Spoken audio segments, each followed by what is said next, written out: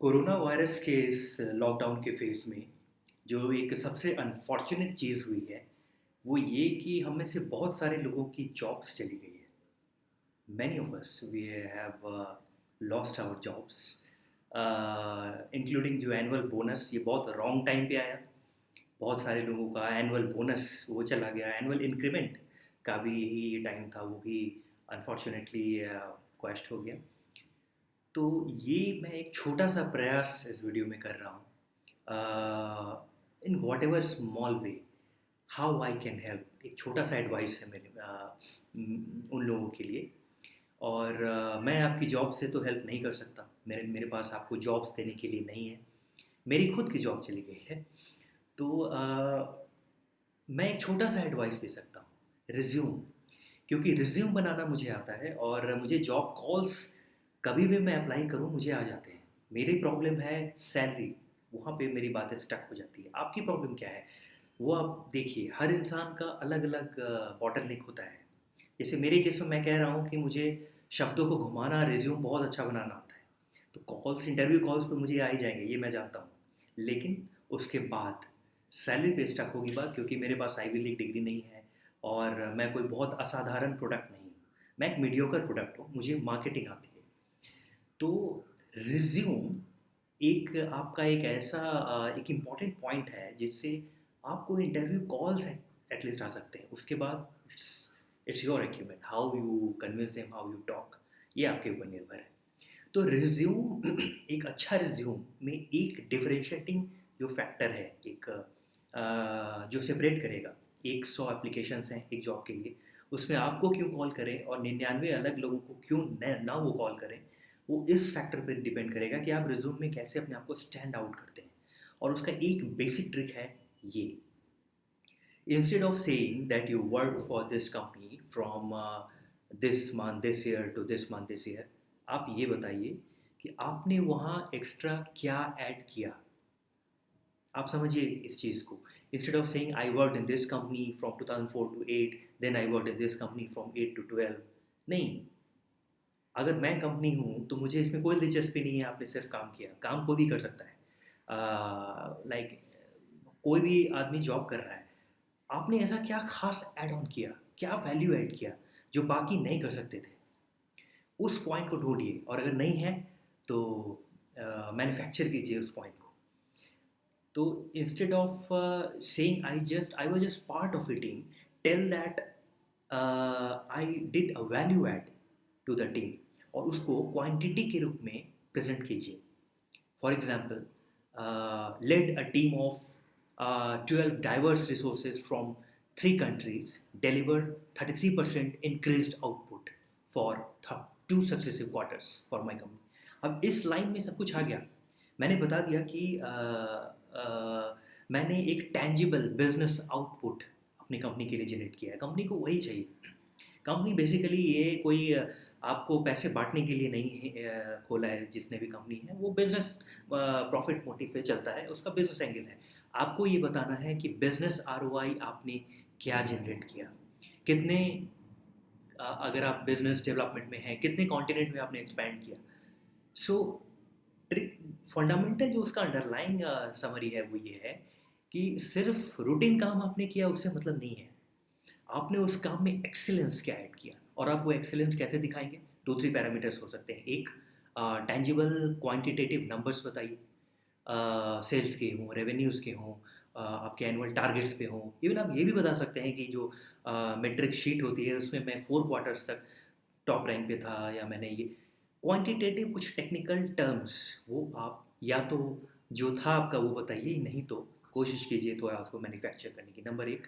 दूसरा, आप ये बता सकते हैं कि मैंने इतने सारे अलग-अलग ज्योग्राफीज़ में एक्सपैंड करने में हेल्प की कंपनी की।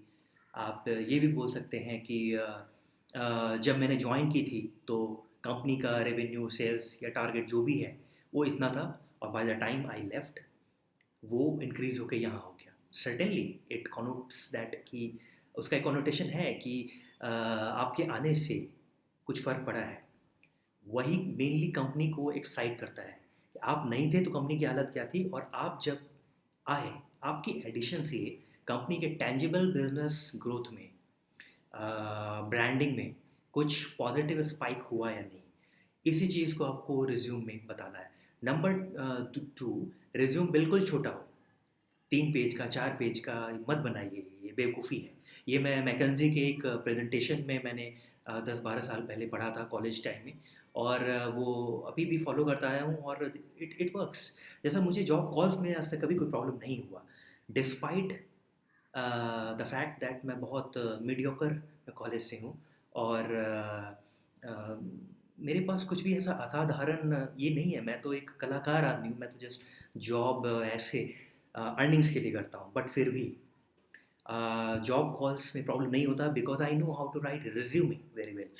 और उसका ट्रिक मैंने आपको बता दिया। Instead of saying that you worked for this company, you say what value add you brought in terms of the quantitative numbers and in terms of your the geographical presence of the company.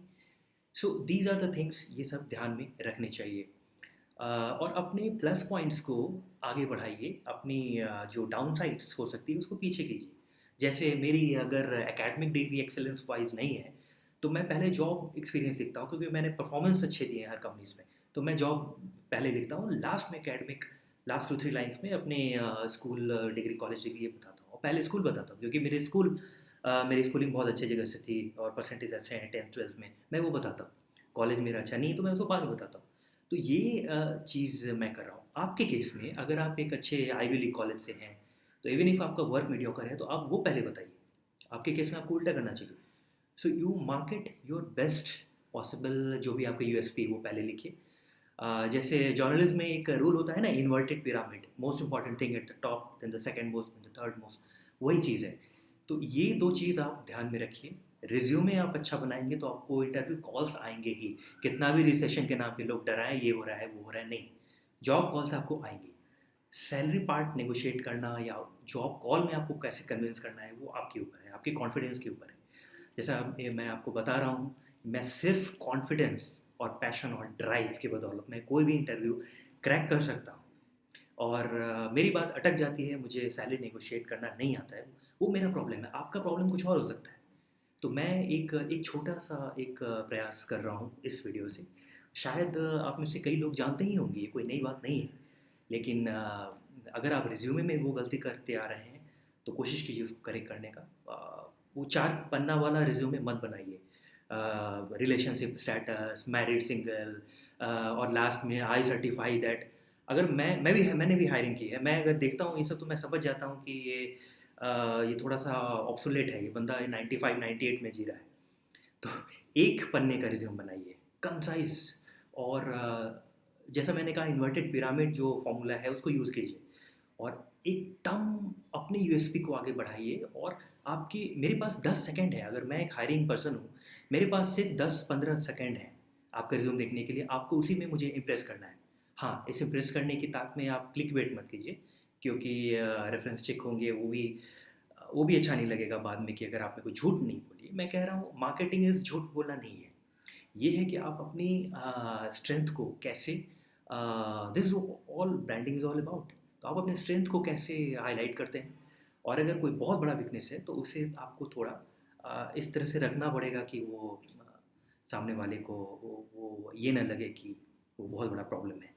Company को business profit से मतलब है, और आपको ये बताना है कि tangible business output profit company को आप कैसे दे सकते हैं। उसके लिए आपको अपने आपकी माइंड को यूज़ करना पड़ेगा। So the differentiating point, just to summarise this video, is this: instead of saying I worked in this company, आप ये बताइए कि I brought 33% because of me.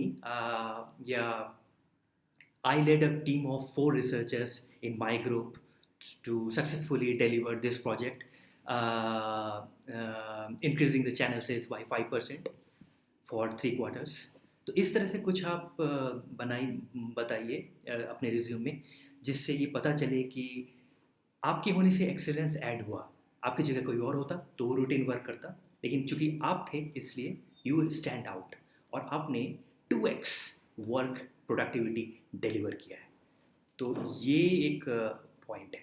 बाकी मैं मेरा मकसद सिर्फ हेल्प करना है था इस वीडियो से, कोई ज्ञान देना नहीं था। मैं बहुत मीडियोकर हूँ, परफॉर्मर हूँ। मैं सिर्फ अपने पैशन से ही वर्क करता आया हूँ। अच्छा परफॉर्म किया है मैंने जहाँ जहाँ काम किया है, लेकिन मैं सिर्फ इस पॉइंट को रख रहा हूँ कि रिज्यूम का सीक्रेट ये है, रिज्यूम का सिंपल सीक्रेट ये है कि not just I was part of this team, what extra I brought to the team. इस चीज़ को ध्यान रखिए। All the best.